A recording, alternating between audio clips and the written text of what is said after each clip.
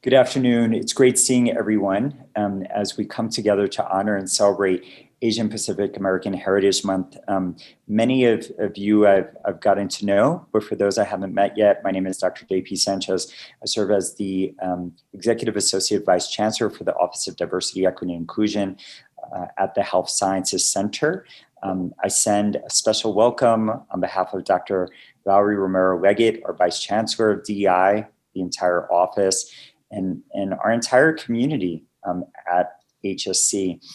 Special thank you to our co-chairs for Asian Pacific Heritage Month, including Dr. Kang, who's leading this particular session on cultural humility perspectives. And I'm so grateful. Thank you so much, Dr. Kang, for bringing together our learners, staff, and faculty to share with us their experiences here at HSC, as well as their lived experiences as being a part of the Asian Pacific American community.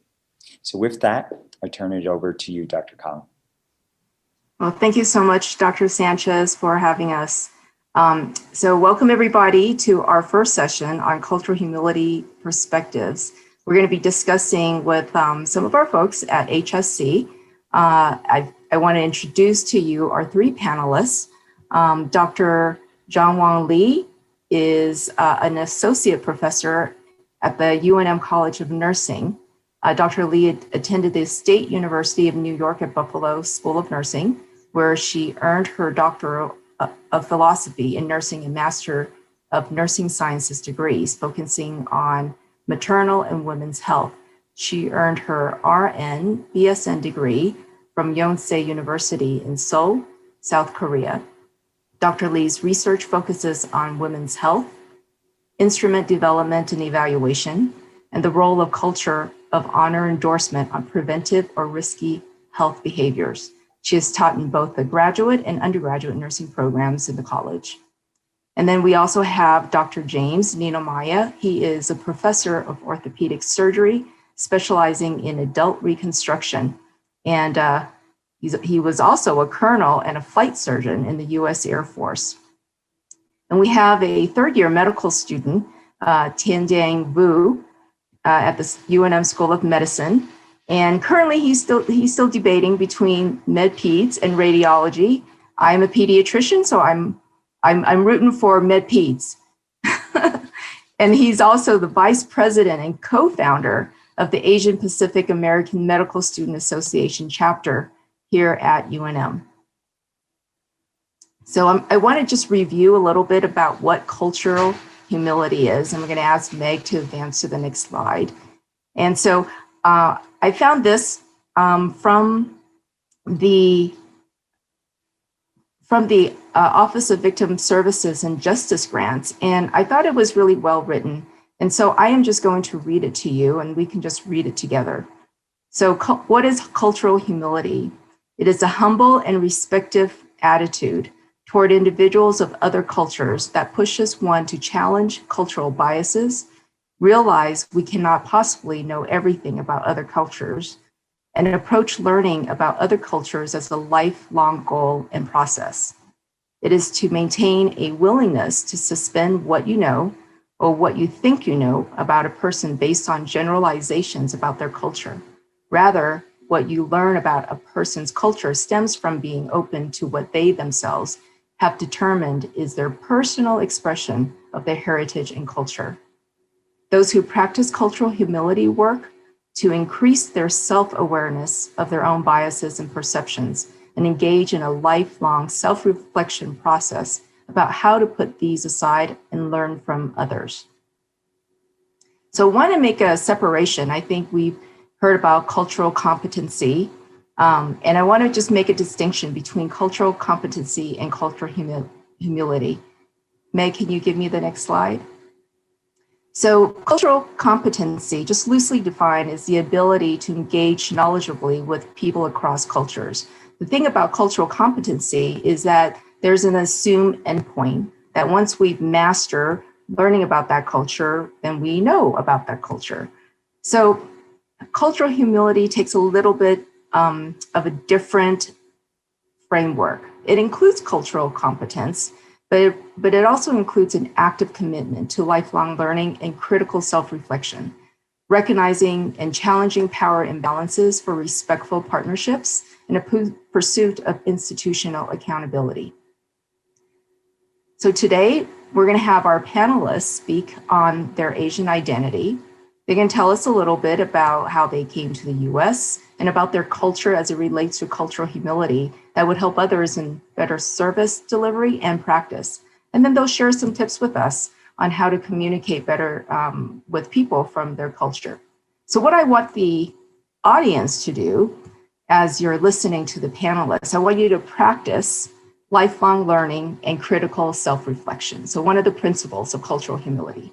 So I want you to think about your own cultural beliefs and values, and then just listen. Think about like, oh, how that differs or how that is similar to what your cultural beliefs and values are. And then I want you to also think about, were you aware of some of those personal biases or assumptions you've made about the culture? And then one important thing that's also with cultural humility is making sure you have historical awareness, being sensitive and aware to things that has happened in history. I think those are really important. So today, I'm asking the audience to practice as they listen to our speakers. And so the first speaker I'm going to pass off to is Dr. Lee.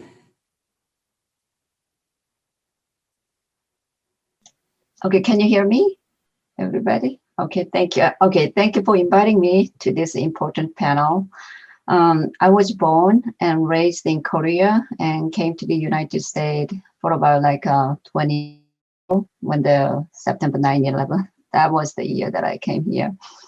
So I would like to talk today about, end of life decision making using a cultural humility framework, because it affects every Korean individual, including me. And especially I went through that, a couple of years ago with my dad, passed away. So when it comes to, understand and help people who come from an Asian culture and make an important end of life decision making, it is very important to understand that each of us is in a complicated and multi-dimensional human being, okay? So each of us, comes with our own histories and stories and heritage point of view. So we have our own collective history, and our identity is rooted in that history as well as our own experiences in life. Especially Korean culture is strongly rooted in collectivism.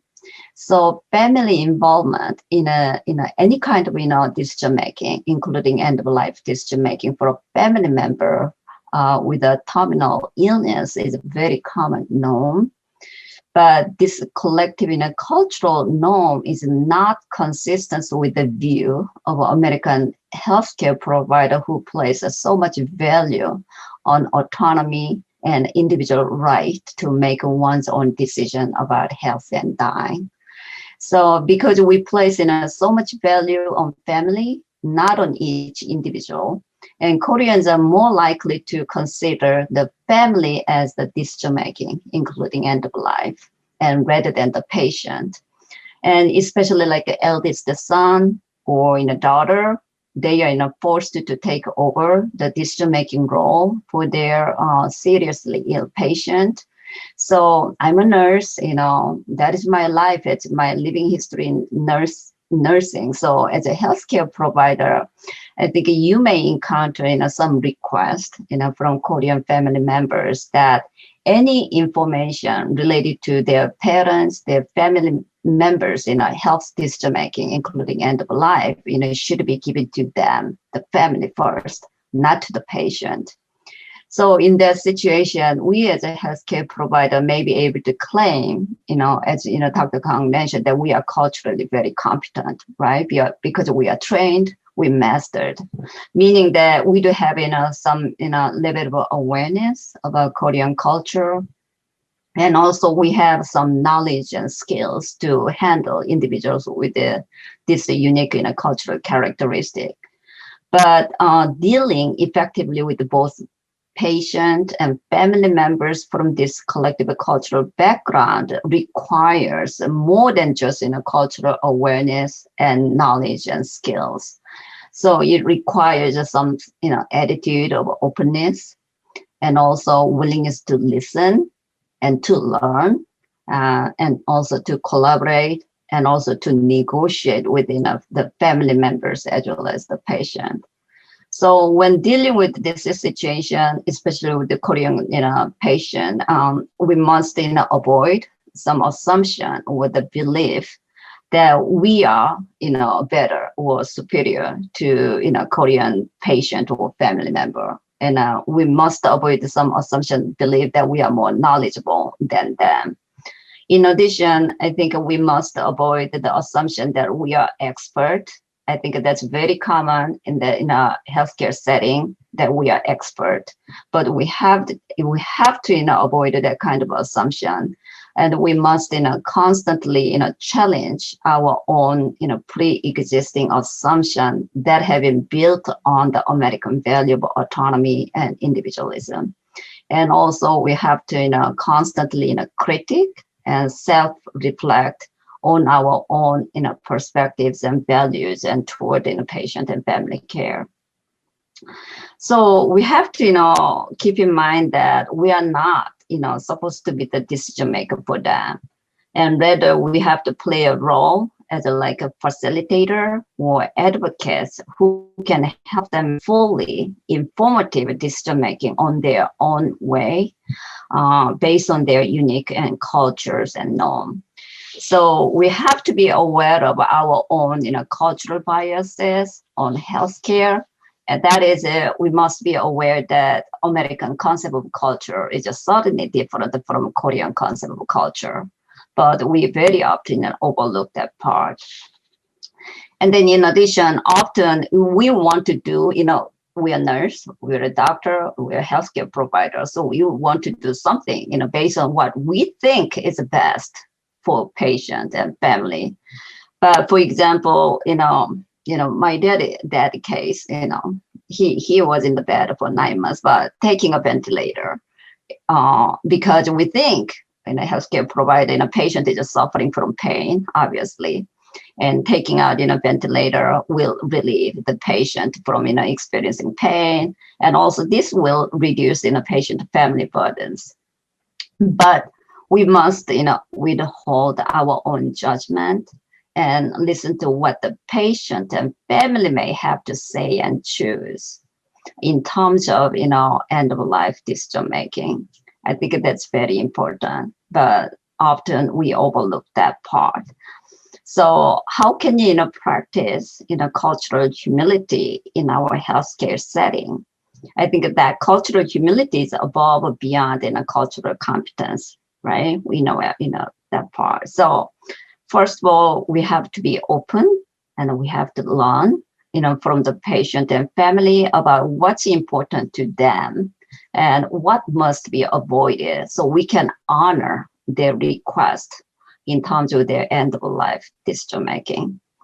And second of all, I think we have to be self-aware and self-reflective all the time, constantly, meaning that we have to reflect on whether we are judging patient and families who want something different from what we believe best for them.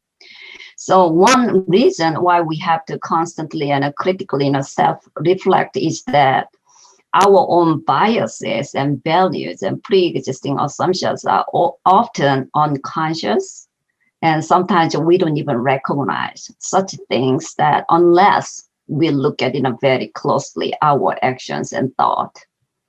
So, and then third, we have to be egoless, meaning that we have to expect and welcome the diversity of thought and expression, and acknowledge that conflict is a natural part of our life, especially when people fear and afraid of losing their loved one in a minute or soon. And then lastly, we have to embrace lifelong learning, as Dr. Kong mentioned. So instead of assuming that we know everything, well, we know all the answers, it is sometimes a good idea, for us to ask, patients and families and allow them to teach us. So show them that we value their expertise and use what we have learned from them in planning or implementing their end-of-life care. So those are, my thought or a few suggestions that we can think about when you practice in a cultural humility in a healthcare setting. And then the one tip that I'm going to, provide for communication when working with the people from Korean culture is that in Korean culture, having a conversation openly about, death or dying is not acceptable, especially when you talk about, death and dying to an elderly person. So talking to elderly parents about their death is very, disrespectful. It gives the impression that you don't care, you don't want to have some sort of a commitment to take care of, their parents. So we, we are all, work in the healthcare setting as a healthcare provider. We have to expect you're going to see the Korean individual who try to protect, their dying family member, especially their parents, from knowing about their terminal illness, such as like a cancer, terminal cancer. So it's very likely, family would request their, parents who are ill, not to be told that he or she is dying. So that's very common in Korean culture. And that kind of behavior is based on, in part, that the belief if a terminally ill, person knows about his or her, death, and he or she will lose, hope and die sooner. So we do have that kind of belief. And also, if a healthcare provider, were to tell a Korean patient with a terminal illness that they're going to die soon, without, having a conversation or consultant with the family member, and that family member would consider that healthcare provider is like uncaring or disrespectful. So when you deal with like a Korean patient, especially elderly, always think about take into account that their family member and try to reach out to them first. So it's very important. Yes. I think that's all I have today, and I'm willing to take a question later on, but I would like to hand it down to the next speaker.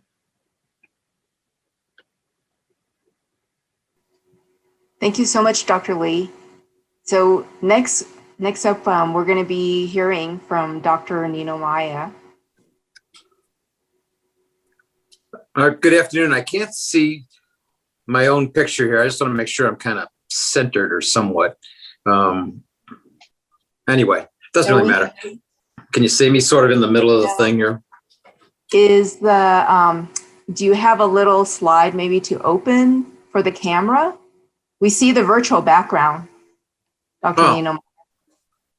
I have the video on. Is it not showing up? I'm sorry. There you go. Not seeing the video? We can see you now. Okay, thanks. It's quite better not. Anyway.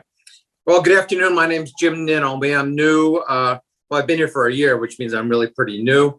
Came here from Wisconsin. And my family background is Japanese.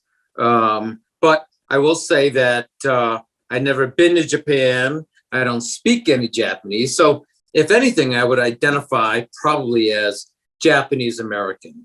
And I think it's an important point, though, that at least for me, as an Asian American, just like I try to teach our residents and students that a person is not a rheumatoid or a person is not a diabetic.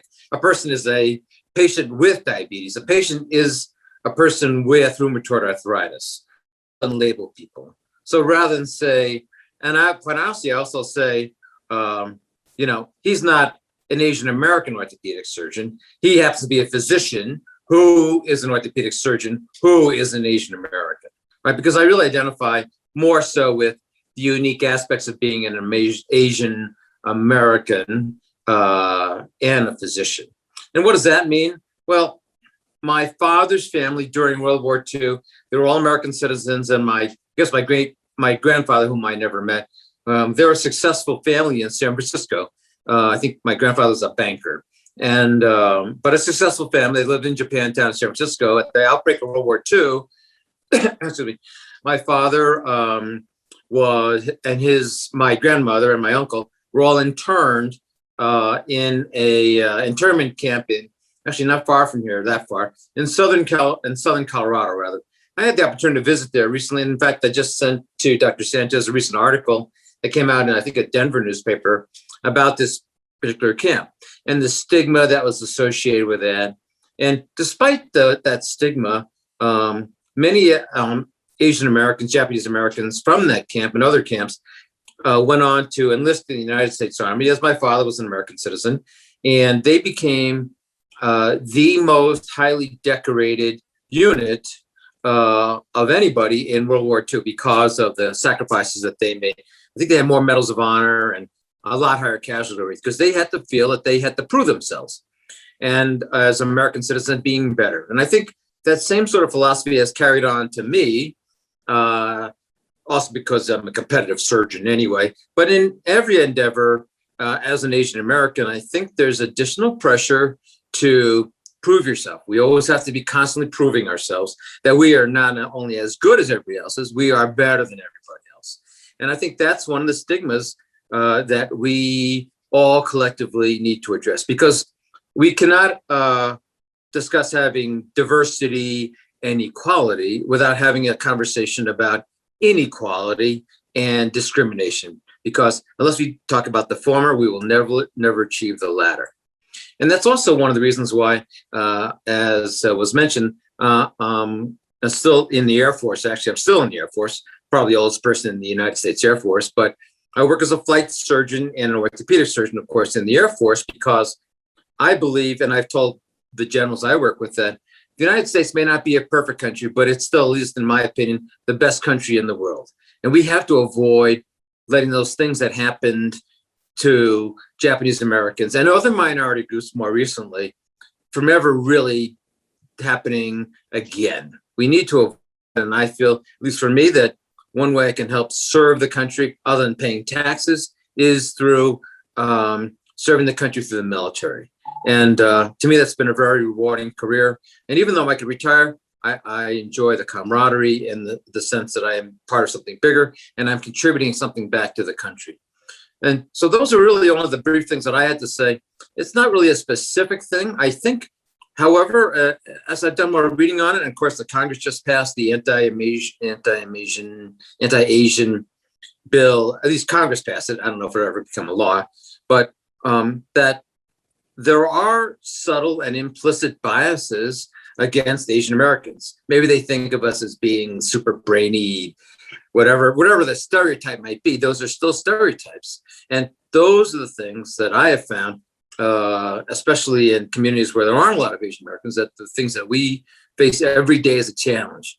And the phrases that are used can be subtle ones like, well, he's different, she's different, or they don't fit into the culture, or they don't understand our culture here. Those are the subtle phrases we may hear, but really kind of suggest that those are the catchphrases for sort of implicit biases. And those are things that I think that we collectively, need to address. We don't have to be like everybody else. We have to be able to embrace our own differences. And that's what ultimately makes us better. So that's what I would say would be the main things that I think we should consider as we move forward to. And we should not be afraid to have those conversations, those difficult conversations, as opposed to saying, oh, they're different or they don't fit in. Well, maybe the people who say those things are the ones who'd be thinking about, as you suggested, cultural sensitivity and cultural learning. So that's all I really had to say. It's a little bit different from what you may have expected, but that's sort of my perspective on these differences. So with that, I'll pass it on to the next speaker. Thank you. Thank you so much, Dr. Nino Maya. No, I think that was great. And you touched on the internment camps. We, for the audience, just so you know, if you go to the diversity celebration pages, there is actually a talk by Esther Churchwell, and she gives a great history on the history that's actually in New Mexico of the internment camps. And, you know, I recommend that you listen to it. I learned so much from it. Okay, so I'm going to pass it on to our next speaker, and that is Tian Dang Vu. So he is a third-year medical student. Take it away. Hey, can you guys hear me? Perfect. I apologize if there's noise in the background of fans going on. But yeah, that's my name. I go by Dang. I am a third-year medical student.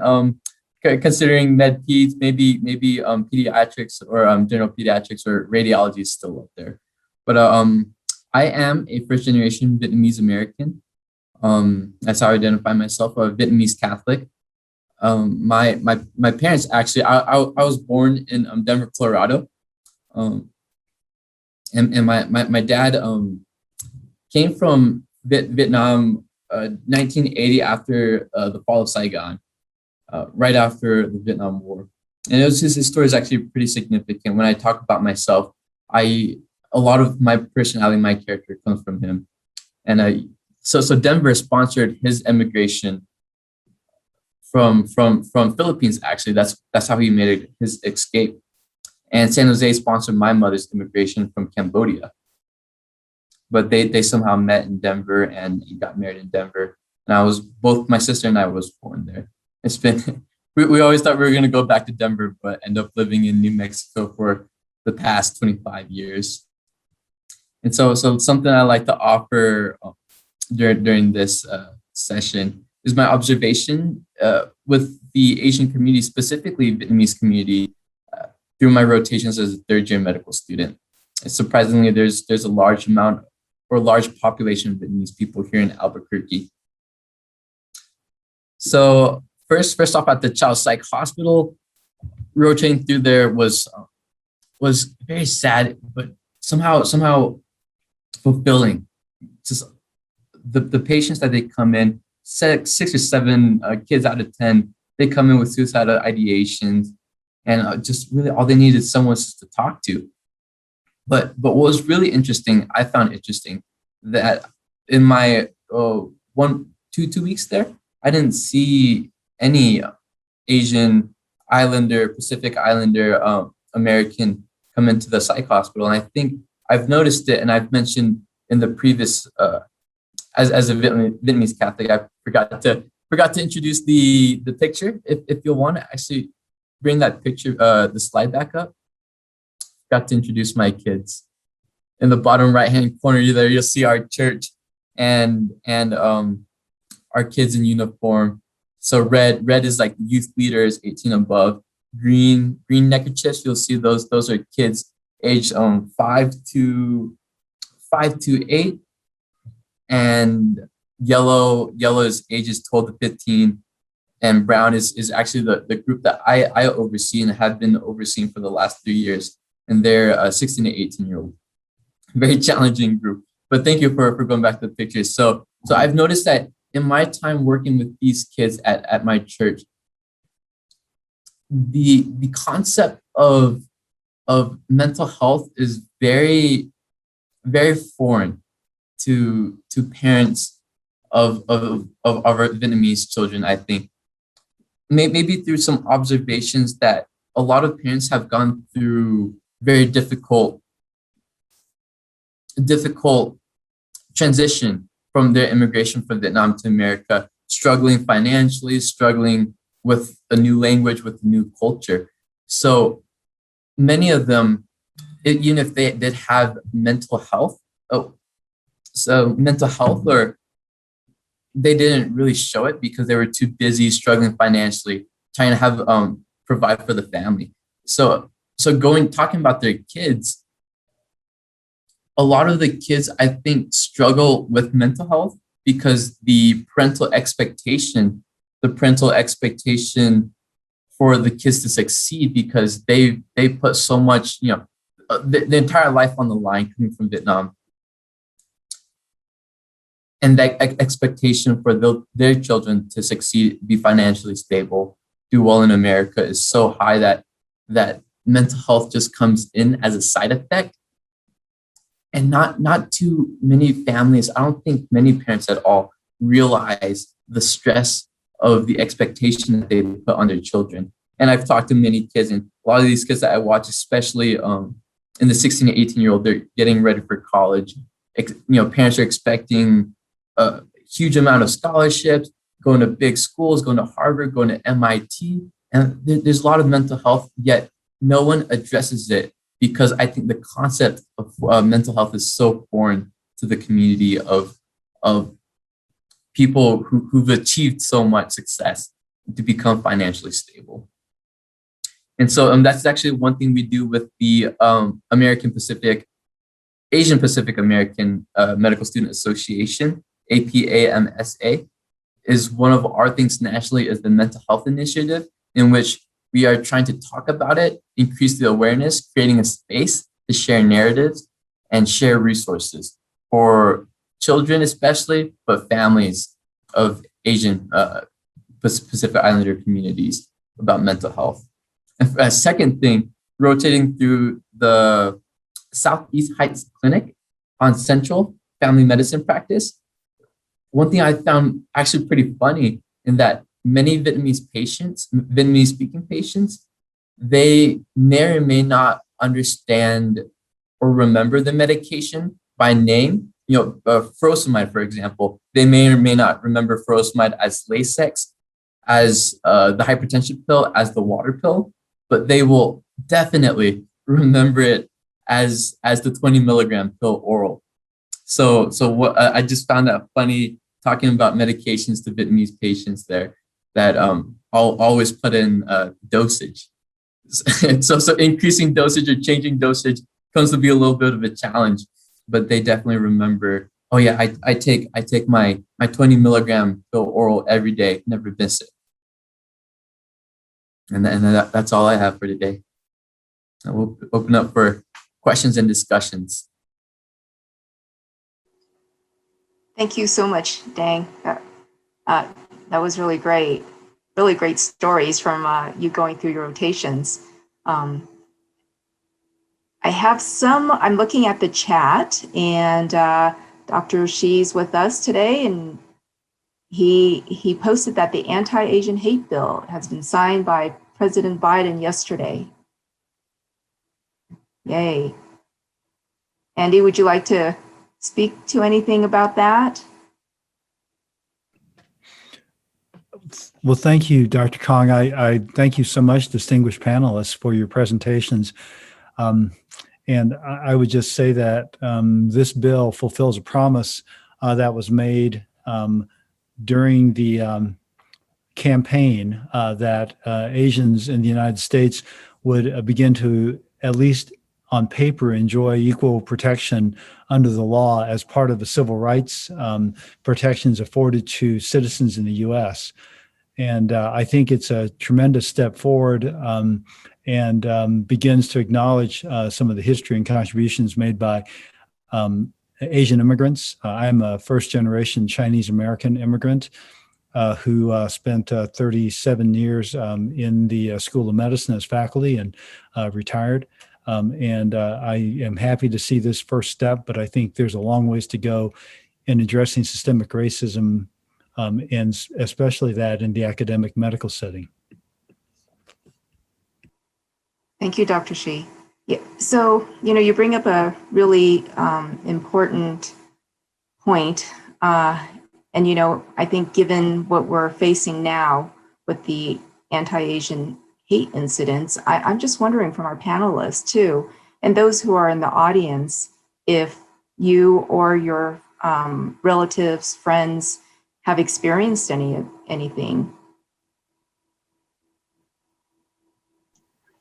I think, I've been updating that information, and I'm collecting all different data and from the Albuquerque Journal or Nino here, because at this moment, we don't have any study focusing on that anti-Asian racism or microaggression at this moment. But I do have several anecdotal stories, and they are even afraid of going grocery store by themselves. And that anti-Asian racism here is real. It's very so we as a scholar, I think we have to do something. So I'm planning to do some qualitative interview for those who, directly, indirectly experience that kind of incidents in the state of New Mexico. Often in Asian American, it's just because of the culture itself. And I respect those culture, but we are very quiet, population sometimes, even if we need something, and just, not speaking up is some sort of, modest behavior, but I don't think we have to, shout out and speak up regarding this issue. So I'm planning to do some interview, and then I planning to do some need assessment, what they need at this moment. I know that in other states, in several other, like a big state, have a large population of Asian American, like California, New York, they do have several strategies and implementation they already implemented, but we are living in the state of New Mexico, which is a majority of populations of minority and very unique state. So I want to try to figure out what they need, and then from that point to try to figure out what kind of strategy we have to develop, to minimize that kind of anxiety, even fear. Yeah.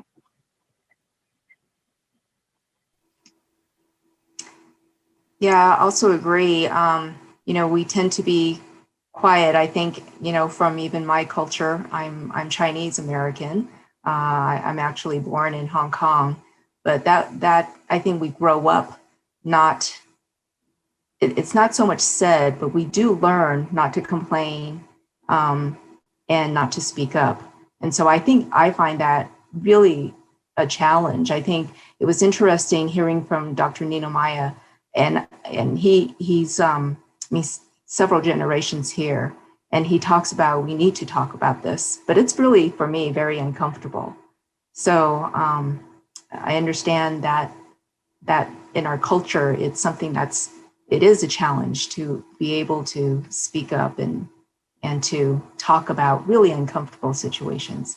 I'm curious to hear from Dang. You're a younger generation, and I have to admit, even from my division, I noticed the younger people are, I get so much inspiration from them because they're not afraid, which is great. So I'm just curious, what do you feel? And what are your thoughts about what's going on in our country? So personally, I haven't experienced any microaggression or any form of racism towards actually anybody, whether it be people of Asian ethnicity, of African American ethnicity, or even of LGBTQ community. Because I think New Mexico, or especially UNM, Albuquerque, does such a good job exploring that diversity or spreading awareness of cultural diversity. But as for it here in America, it's a really difficult thing. And with a lot of people, or a few years ago, some Asian Americans were denied entrance into Harvard because they were Asians, and Asians were already overrepresented in Ivy League schools. So I guess it's kind of starts there. It's difficult to say. One aspect on cultural humility that I've had discussions about is someone used the term model minority, and as a model minority, Asian Americans, many of them are so successful in business, overrepresented in medicine, in these high levels of education, that we almost dominate those aspects of society. And I think that in that discussion that we had, some people may be scared to approach the Asian people because of their over dominance, and therefore the microaggression unconsciously showing, because one, they're afraid, but two, like, because there's that kind of the dominance, the unconscious dominance in the back of their minds. So the term model minority is very a big word, and I don't like it in terms of cultural humility, but keeping that in mind, oh yeah, that's a difficult topic to talk about, but cultural keeping the humility of, I think, success is important for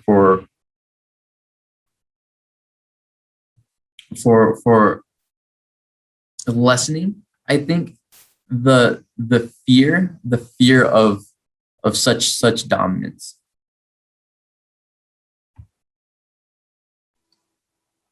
And I have a question here from Dr. Glenda Kanaka. She asked, do any of you happen to know about COVID-19 vaccine confidence in the Asian communities? I can speak a little bit about that. My mother was actually very hesitant in getting the vaccine. So I did notice, which was surprising because my mother's a nurse. So I've noticed a little bit. So I'm curious if there have been if other people have experienced that within their own family.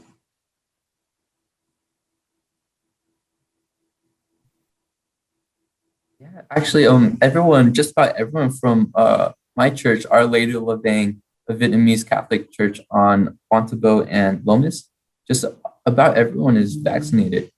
It's elderly, 99% vaccinated. Even going down to teenagers, dropping. I know they just dropped it down to 12 to 15-year-olds can receive the vaccine now, and our kids are, I don't know, very fast to jump in line. So we're about to open up again and play volleyball. So everyone's super excited and ready to go. So. Well, thank you. If there are no other questions, we just want to thank everybody for just spending some time and listening to our faculty here and their culture and their experiences. And I hope everyone got a little bit more from this presentation. We do have 2 more of these cultural humility sessions next week. So May 26th, again, take your lunch and enjoy just, talking with other faculty members and learners. We have Dr. Fang, who is from the College of Pharmacy, Dr. Chang, who is from internal medicine, Dr. Patahon, who is from family and community medicine. She's also right now the Deputy Secretary of Health for Department of Health. And then also a surgical resident, Dr. Pang. So they will be our panel, again, May 26th at noon. And then on May 28th at noon, we have Dr. Subswamy, who is with the Department of Pediatrics. She'll be moderating a session with Dr. Motil from College of Pharmacy, Dr. Pandey from Family and Community Medicine, and then also a first-year medical student, Sabin. So I hope you can join us for those sessions. And if you go to the website, again, there are many sessions. They are recorded. There's some really great history. And again, I've learned so much and history that's related to New Mexico that I actually didn't know anything about. And Dr. Nino Maya talked a little bit about that. I think it's important to remember our history. We want to learn from our history. We don't want those things to happen again. And thank you so much again for our panelists for taking the time and being willing to share their stories. I'm sorry, I did see a great comment in the chat. I just wanted to draw people's attention to from, I'm sorry, Grace Faustino. I'm sorry if I'm pronouncing that wrong. But it looks like there's a book club that is currently reading The Myth of the Model Minority, Asian American Facing Racism. So I would encourage, if Grace is still with us, to let us know who we can contact to be involved with that. Hi, absolutely. This is Grace. We on main campus we have a book club, and we're currently reading The Myth of the Model Minority, and would love to hear your perspective on that. I can send you the contact information for that book club. We meet every Thursday at the noon hour. So I'll share. I don't know, who do I share the information on the book club with? Then we'll invite you. Meg? You can put it in the chat, and I will also put my email so you can send it directly, and I can send it to all of the participants in today's session. That would be great. I'll share it with you. I think it's better that way. Excellent. Thank you. This is great. Thank you, Grace.